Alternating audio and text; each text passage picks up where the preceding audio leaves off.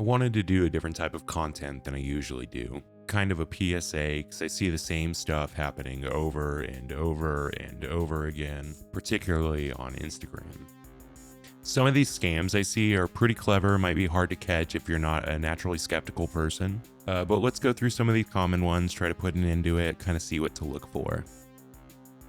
Probably the most common, well-known scam on the internet, but clearly people still fall for it because I still get at least one a week in my message requests trying to talk to me. So I won't spend too much time on it. We're all aware of it at this point, though. My rule for anybody approaching me at all on the internet, though, about anything, though, is if it's too good to be true, it probably is. So if a lady that looks like a supermodel slides into your DMs asking for Apple gift cards, you should probably leave that one alone. I've seen cases where they might also ask you for raunchy photos, and then they'll use that to blackmail you for more Apple gift cards. You've probably been followed by a person at some point who has messaged you something like, "I'll teach you how to make 10 grand trading crypto in 48 hours. Again, just don't send anybody your money unless you really know who they are. Learn what a Ponzi scheme is. Go learn about the FTX thing pretty recently, and just don't trust strangers on the internet with your money. If you really want to learn how to invest your money and have it grow for you, go talk to a real financial advisor." So there might be some of these that are legit, I'll admit that. Some people have businesses as music curators and they charge for playlist submissions and things like that. But the ones commenting on your Instagram post saying like, "DM me at Hollywood Records for promotions," probably avoid those.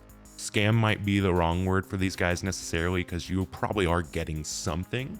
It's just, I don't think it's something worth having. So they might advertise they can get you a lot of followers really, really quickly, and they probably can, but 90% of those are going to be bots or inactive accounts that are probably going to be deleted soon anyways, and they're not going to engage with your content anyways, so they're followers that aren't worth having.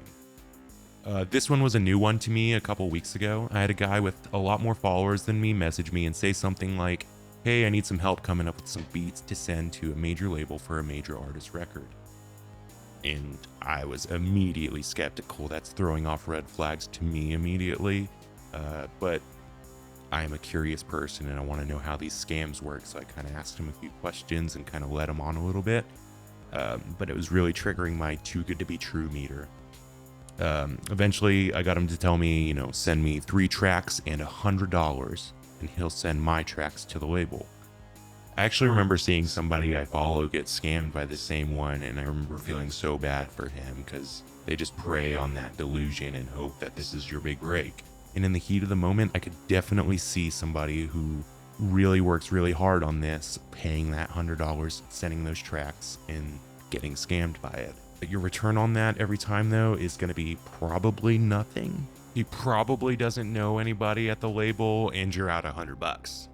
But just remember that if a major label actually does want your tracks, your beats, or whatever, they're not going to charge you money. They're going to pay you every single time. That's not how this is going to work. You're never going to pay them ever at all.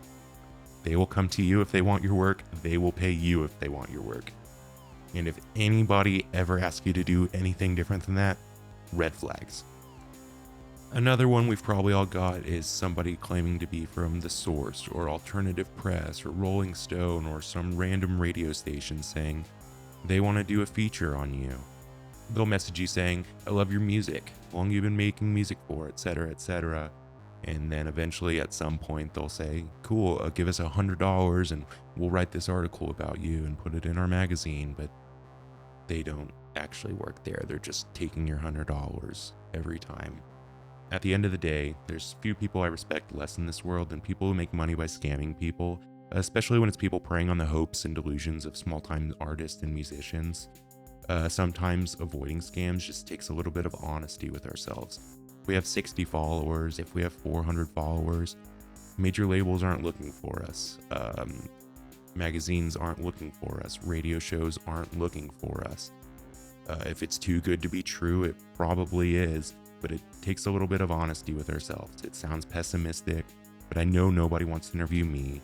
Major labels don't want my music, and supermodels only want me for my Apple gift cards. Anyways, thanks for watching. I hope I helped somebody not to get scammed in the future.